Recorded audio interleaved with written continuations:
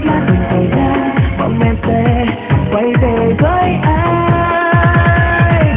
Đây chiều hai mà chẳng thấy, có lẽ em đã đổi thay, chỉ còn lại nơi đây những chiếc lá héo rầy. Gió ơi gió đừng vội nhớ, kéo chiếc lá trở lại bay đến bên cây lá sẽ buồn thêm.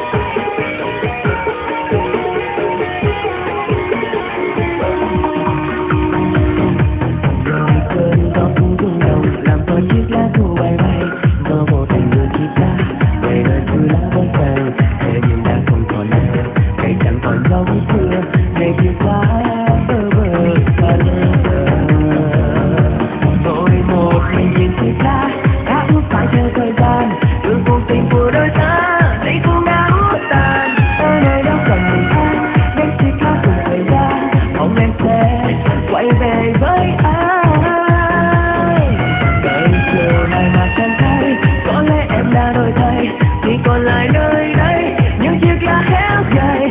Gió ơi gió đừng còn nhớ, cái chiếc lá trở lại bay đến bên cây lá sẽ buồn thêm. Rồi một mình nhìn chiếc lá đã bước phải theo thời gian, từ cuộc tình của đôi ta nay cũng đã hút tan. Ở nơi đó còn mình ai, em chiếc lá từng thời gian mong em sẽ quay về với anh.